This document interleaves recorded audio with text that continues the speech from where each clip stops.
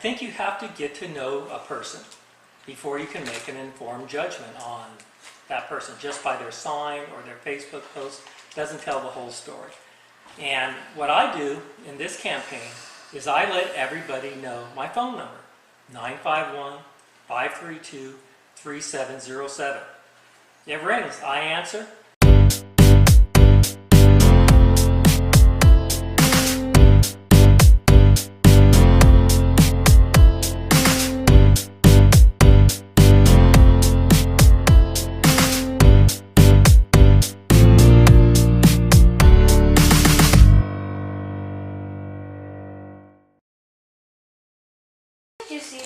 Very nice to meet you, Lian.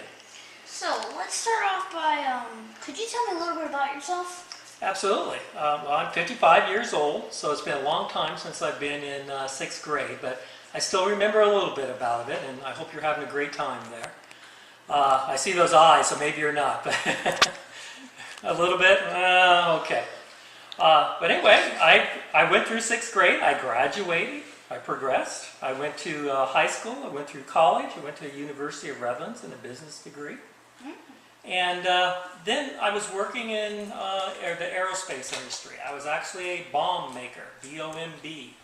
I made bombs out in Chino Hills for the government. Bombs, wow. Yeah, bombs and bullets. People always went, wow, that's pretty neat. I go, not so neat when they go off. It's a pretty neat job otherwise. Oh, yeah. And then... I mean, it's fun to make bombs and all, but it's not really that fun when it blows up in your face. Exactly. And luckily that never happened to me. So I'm, yeah. Even though you might think it has not. Oh, but not true. Even though I did have a bomb blow up on me here, but that's a different story for a different time. But that was in Gulf War I. But anyway, the Gulf War. I was in the Gulf War. Because in 1989, what I did was I decided I wanted to do something different than just make bombs and bullets. I wanted to serve our country. And what I did was I joined the Central Intelligence Agency, the CIA, and I became a field officer for them. And I traveled all around the world, I traveled around domestically, and I did that for my whole career. That's where I met my wife, and we moved around, and we just had a fantastic time serving our country. But I did also serve in all the wars. I did Gulf War I, and I did get hit by a landmine at that time. I served in Central America, served in East Asia, served in Bosnia.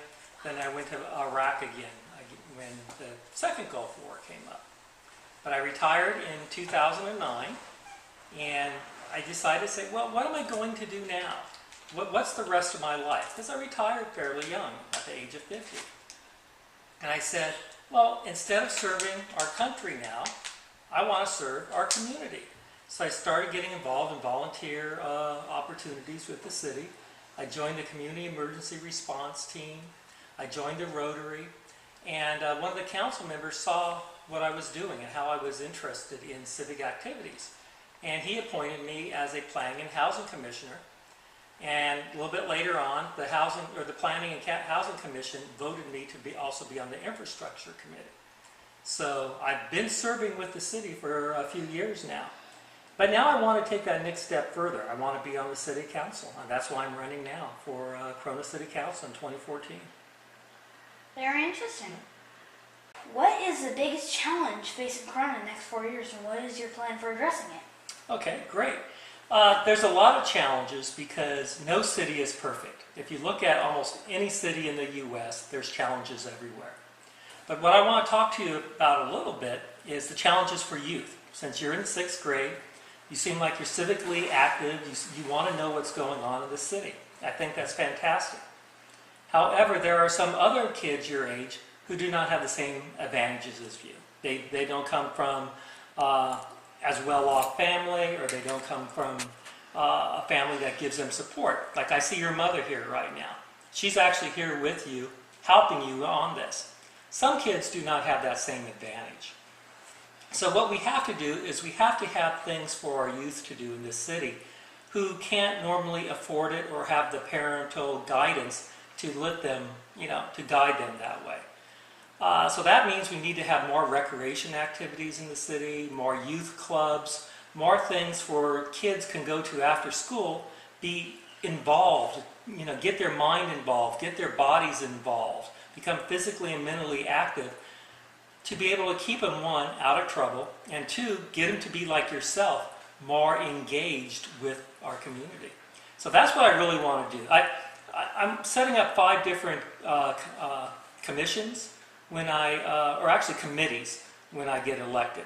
One of them has to do with youth. I want citizens to come in and tell us what we can do for our youth in this city. And I would like to have youth like yourself on that committee too, telling us what you think that you would like to have in this city, what kind of activities you would be interested in. So that's what I want to do when I get on the city council. Get these committees up, and the committees aren't paid committees. There's not any type of stipend or anything. It's just a bunch of people that want to get together to do good for the city. I think you'd be perfect on one of those. I really like that plan. Campaigning is always difficult. What is the most satisfying experience you have with the process of campaigning for public office? Meeting people like you. Meeting people who are really engaged or want to be engaged in the process. Myself, my wife, and our team, we have about 14 team members. We go out and we actually knock on doors on the weekends and during the week. We knock on doors and talk to people. Ask them, one, to please vote for me, but then we also ask them what are their concerns in the city. I really find that most people, they want to talk to somebody.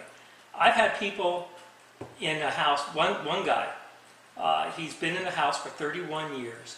I'm the first candidate who has ever knocked on his door. To me, that was very satisfying. Talking to him, finding out his concerns, and him being very grateful that somebody actually stopped by who cares.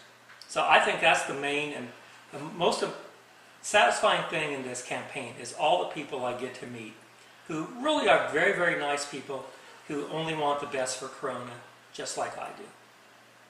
That's very good. Well, very awesome.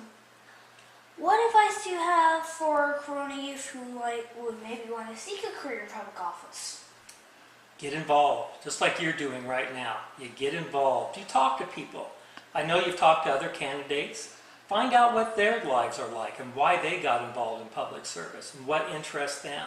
And the more information that you find out, the more you're going to be able to make a better decision on if public service is good for you. Finally, what is the one thing you'd like everyone in Corona to know about you? I want them to know that I'm doing this for one reason only. I'm running for Corona City Council for one reason. And that is just because I love this city, I live in this city, and I'm going to be living in this city for the rest of my life, and I only want the best for it. I'm retired, so I have the time to fully devote to city issues, to try to make this city better. And that's my only motivation for running for City Council. It's been an honor meeting you. It's been an honor for me, Lian. Thank you very much. Pleasure's mine.